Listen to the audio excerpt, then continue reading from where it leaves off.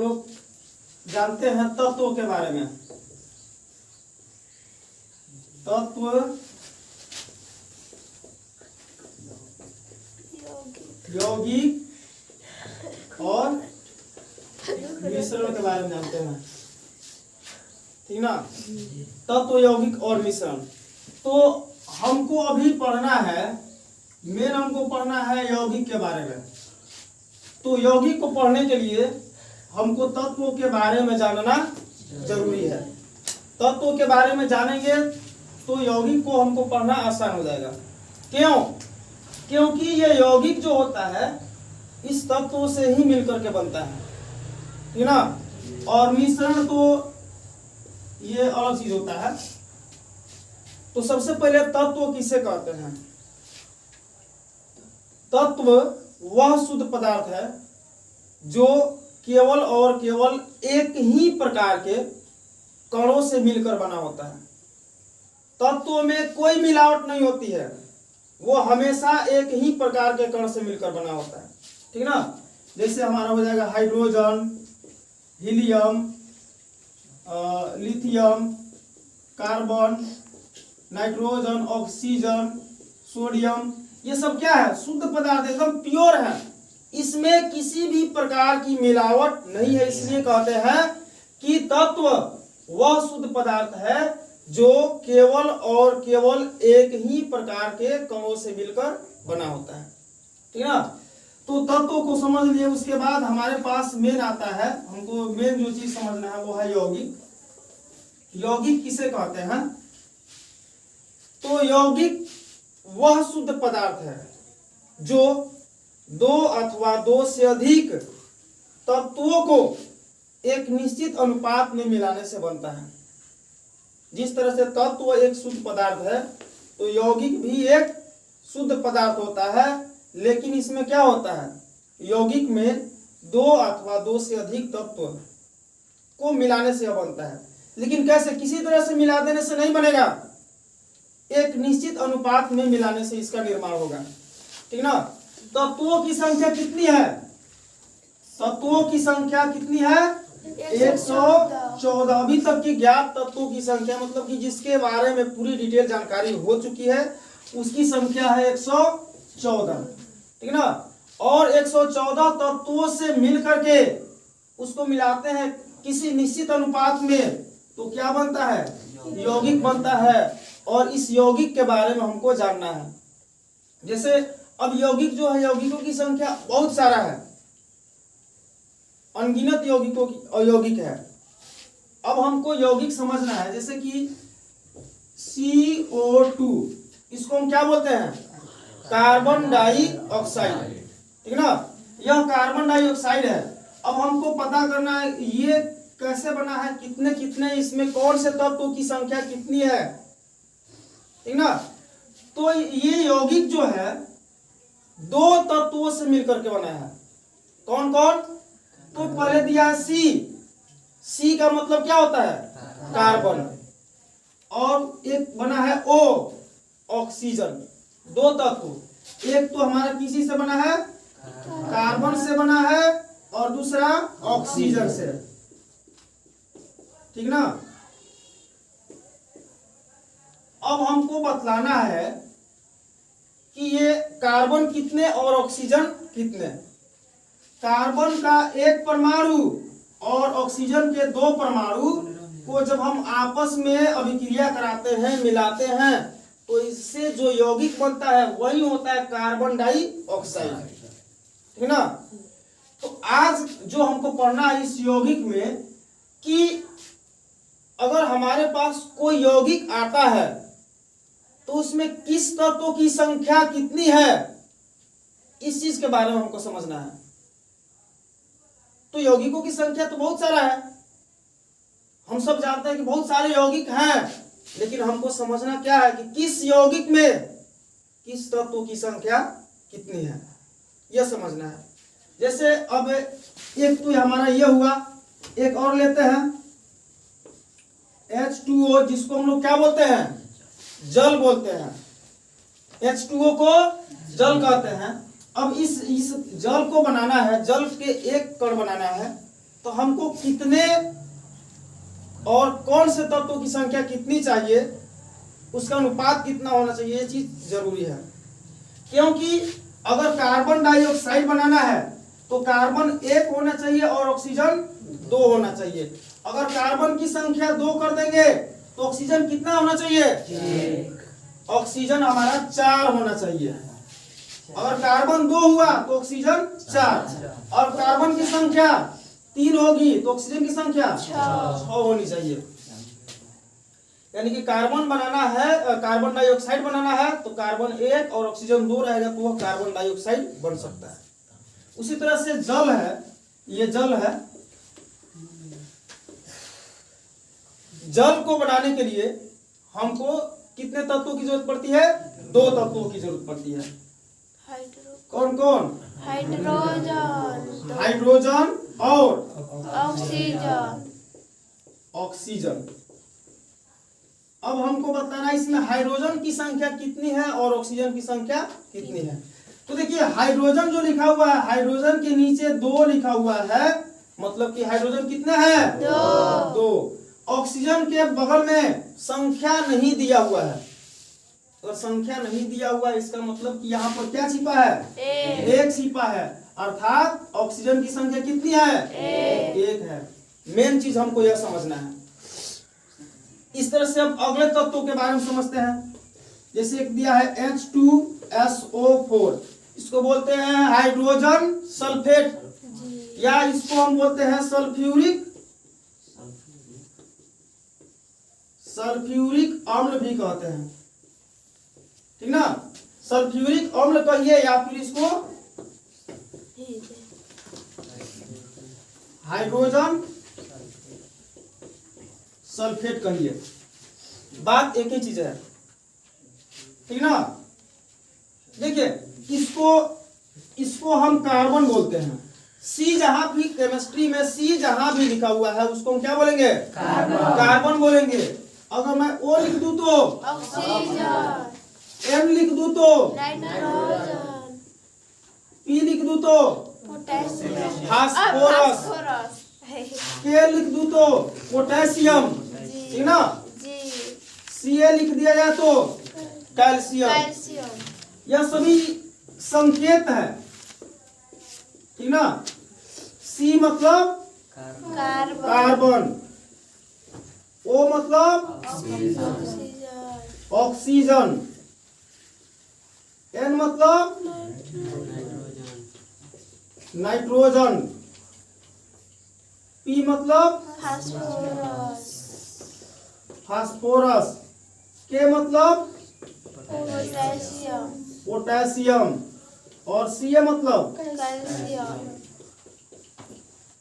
Calcium होता है। यह इसका नाम हुआ, यह इसका संकेत हुआ। इस नाम को क्या बोलते हैं? इस नाम को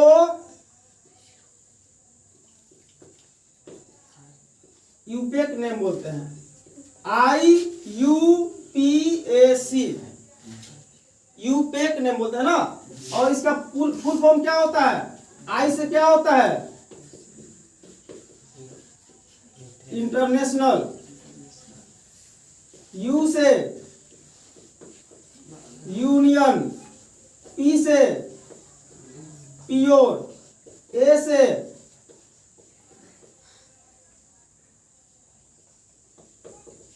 अप्लाइड, और सी से क्या होता है?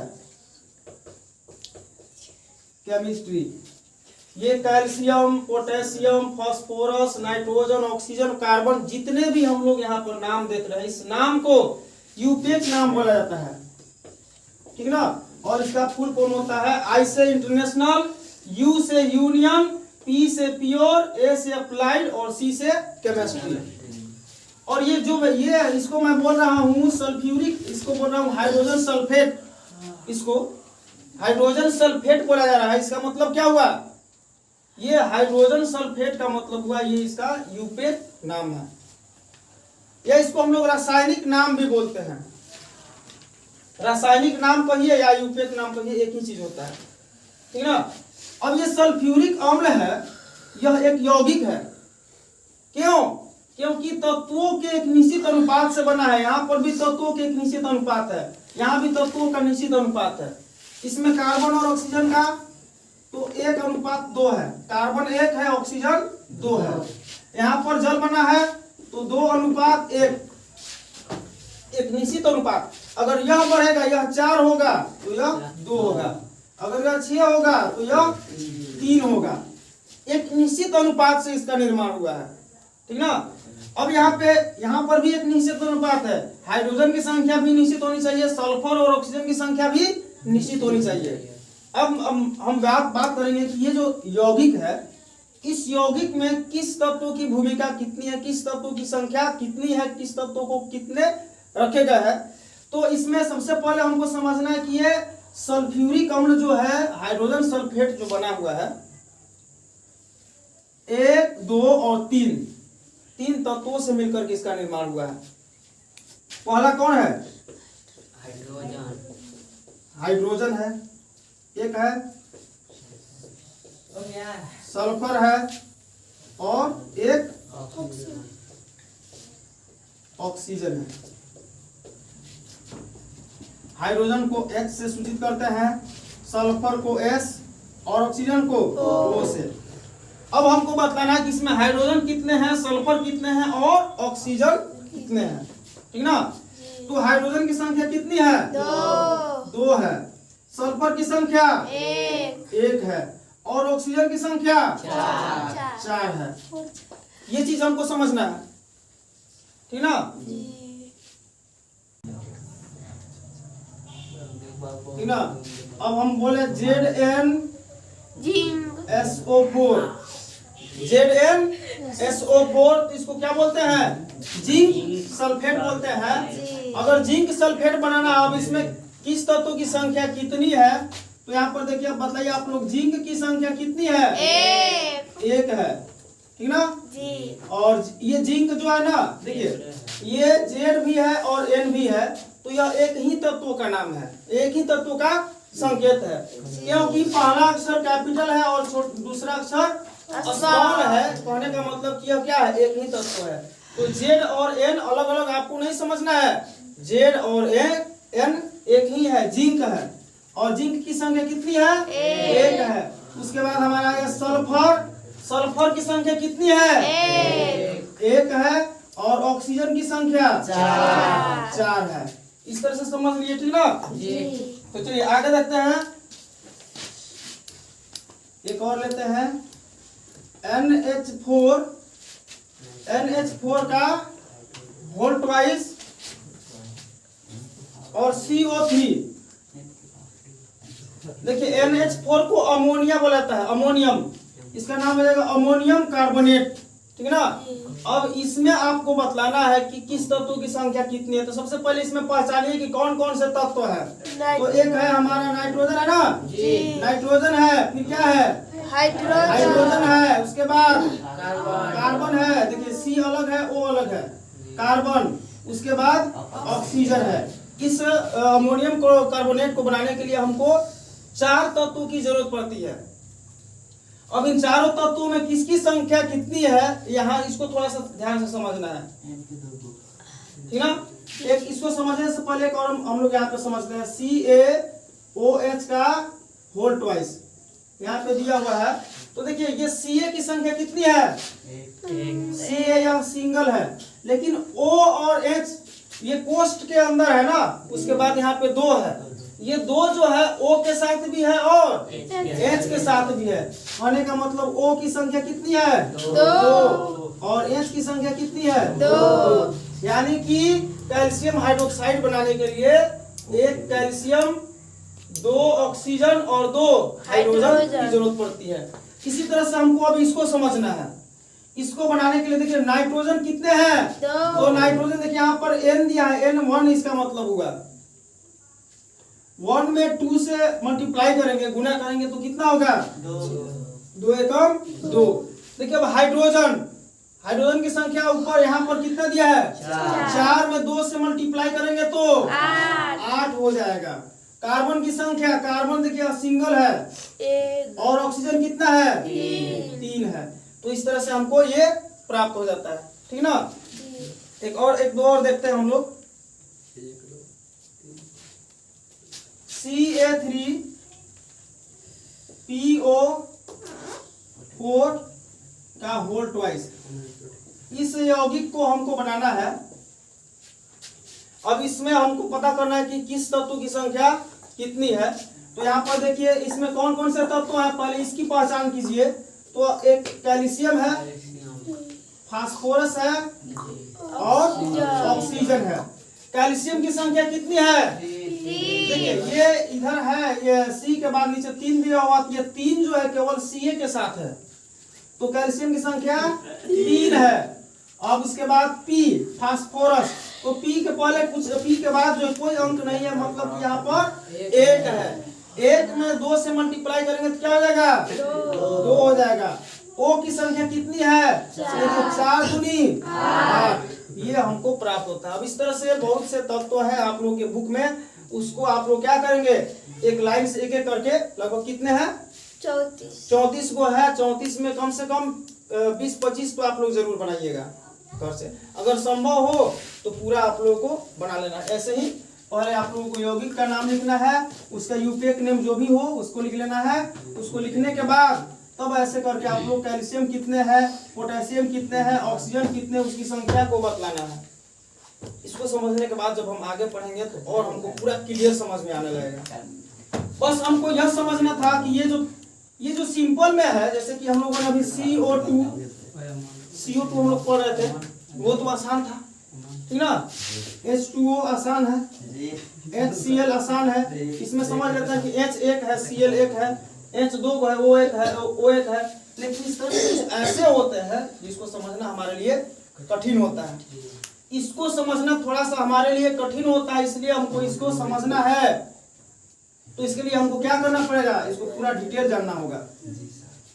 जैसे कि ये अगर ऐसे दिया हुआ है, ब्रैकेट में करके दिया हुआ है, और नीचे कोई भी अंक दिया हुआ है, 2 है, 3 है, 4 है, 5 है, कोई भी अंक हो, तो अब ये समझिए कि ये 2 जो है इसके साथ भी है और ये इसके साथ भी है, ये तो अलग है,